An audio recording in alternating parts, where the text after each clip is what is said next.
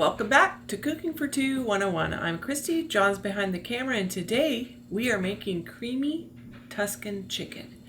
Now, a lot of you don't know me, but those of you who do know that I recently lost almost 70 pounds. 68 to be exact, but that's pretty close to 70. And I did it by doing the keto diet. And while I was on the keto diet, I discovered this recipe. It is so amazingly delicious. So now I'm not on the keto diet now. I carb cycle, which means sometimes I eat carbs and sometimes I don't. But since I'm going on vacation in a couple weeks, we're going back to the keto. We are going to make the most delicious chicken dish that you can make in a skillet in 10 minutes. It's amazing. First, what we're going to do is cut this boneless, skinless chicken breast in half this way. That way it cooks faster. And it only cost $1 from the butcher. Thanks, butcher. Not only are you not wasting food, but you are eating delicious food. I'm going to wash my hand really quick. Thank you very much.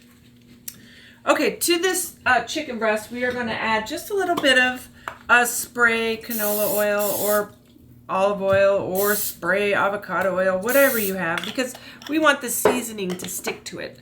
I'm going to use this garlic, herb, black pepper, and seasoned salt. You could make your own mix if you want.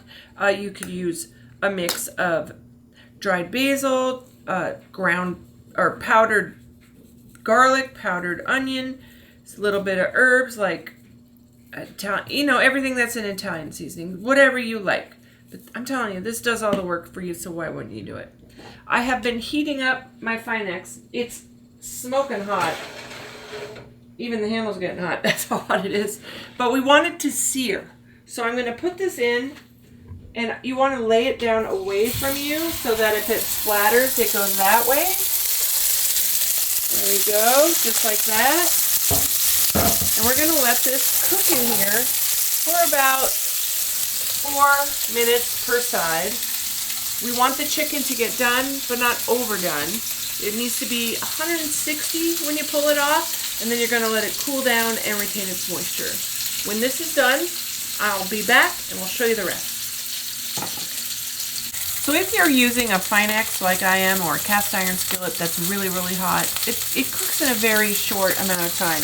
Look at how beautiful this is. It seriously is less than maybe 3 minutes. It's beautiful. Look at that. All right, a couple more minutes here, and then we'll carry on. Yum. And we're back. So here's our chicken. We cooked it beautifully in our Finex or cast iron skillet or non-stick skillet, whatever you have. But I just want to show you, we let it rest for a while, but see all that? Don't let that go to waste. That's deliciousness. Don't let that go to waste. Next, what we're going to do is add a little bit of olive oil and saute these onions. And then we're going to add a little bit of garlic. And once that gets fragrant, we're going to turn down the heat and we're going to add a cup of chicken broth, and that's going to deglaze the pan. And you want to get all that yummy nubbins off the bottom. It's called bond, but it really is where a lot of flavor lays. You don't want to miss that part. All right, so these are cooking up really quick because this pan is really hot. If you use a non-stick skillet, it's gonna take a little bit longer. But if you use a cast iron skillet, it's gonna hold the heat and it's gonna go really quick, just like this one is. So these are actually almost ready to go. So I'm going to add, this is one large diced garlic clove or 2 small ones. You can grate them if you want, but I had my big giant knife out, so I thought, why not try it out? You want to throw them in there, and as soon as you start smelling them, that's when they're ready to go. So you don't want to cook them much longer than that, otherwise they'll get bitter. So look at all this brown yumminess. That's exactly what we want. Yum. I know, totally. Next, we're going to add in a cup of chicken broth. And this is going to deglaze the pan and slow down the cooking. so that that garlic doesn't burn, which is exactly what you want. Oh, there we go. It's already working. I can see it. So what you want to do now is kind of scrape the bottom of the pan. You want all of those chicken nubbins, what are they called? I don't know, bits, to come up and get into your sauce. And you're going to turn this up a little bit. You want it to start to boil, well, not boil, simmer gently and reduce a little bit. And that's going to take about 5, maybe 6 minutes. But continue to stir it because you don't want the garlic to burn. You don't want any of that stuff going down. Plus, you want all of those tasty bits on the bottom to come up. All right, we'll be back in a couple minutes. Okay, so it's been about 3 minutes. The chicken broth has reduced by about half. It's starting to get thick. What we're going to do next is add 3 cups, and I know that sounds like a lot, but 3 cups of fresh spinach. Now, it reduces quite a bit, but it also releases a lot of liquid.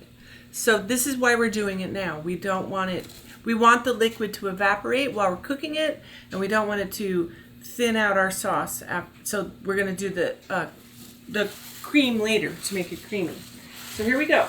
And by 3 cups, I mean 3 big handfuls. 1, 2, 3. Yes, it looks like a lot, but trust me, it's going to be just fine. We're also going to add, I've diced up, well, sliced up, minced, whatever you want to call it, about 3 ounces of sun-dried tomato packed in olive oil. You don't want the dried ones. It's just no bueno. Do this one. We're going to put this in there, and it's going to season everything deliciously. Look at all of that yummy olive oil, and that flavor is going to be amazing. This is our chicken. It's resting. We're going to pour this juice that it's letting off into here as well, because that is flavor. In a little bit, we'll slice this up to add to our meal, but right now, we're just going to saute this a bit, and we'll be back in a couple minutes. It's been maybe a minute.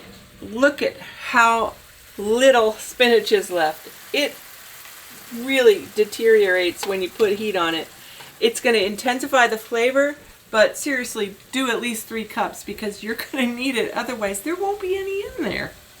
All right, couple more minutes, we'll be back. Okay, look at how much water has evaporated. All the sauce is reducing. It's going to be delicious. Now we are going to reduce the heat, and we're going to add a cup of cream. Heavy cream. Actually, this is half and half. It's going to calm everything down and actually help me be able to eat it, because if there wasn't cream in it, I probably couldn't. We're going to bring this back up to just a light simmer, but yeah, well, okay, I'm going to turn up a little bit. Then we're going to add the chicken. I sliced it up in long slivers. I did a little bit of extra salt and pepper. At the very end, we're going to add that.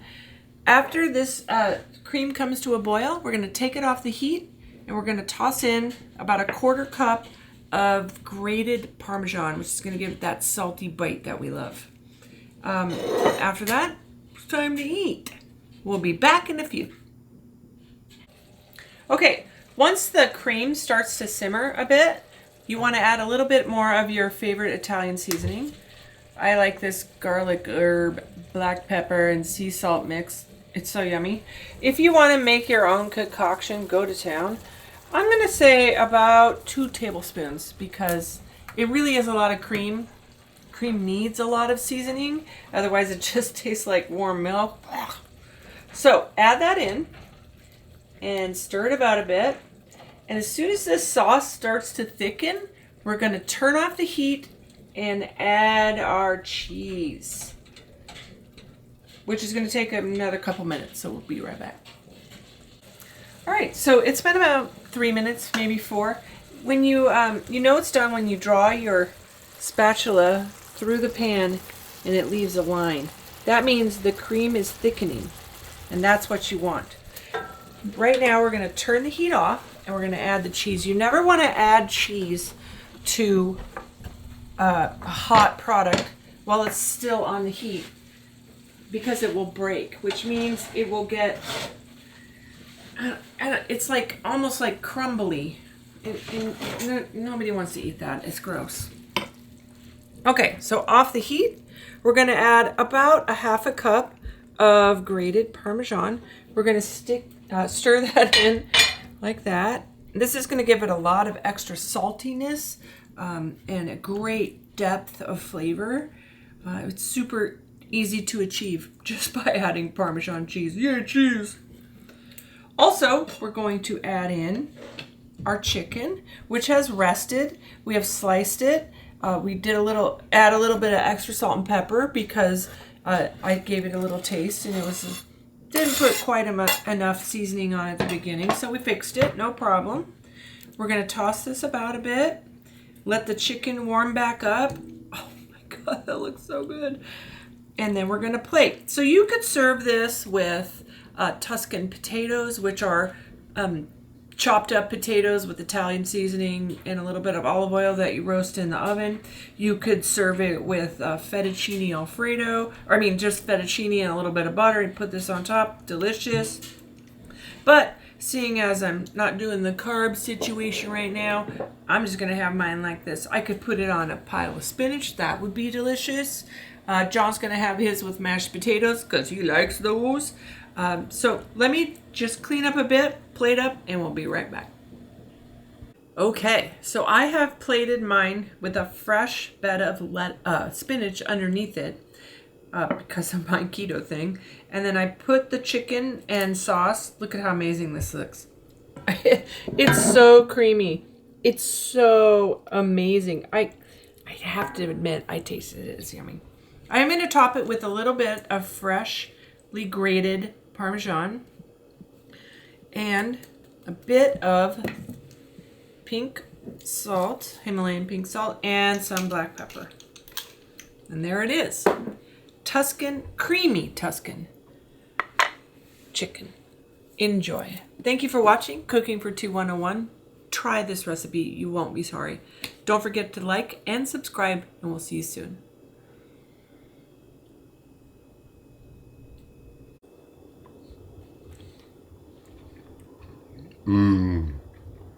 Really good. What do you like about it? I don't know, just thanks, son. All right. I'm not even sure.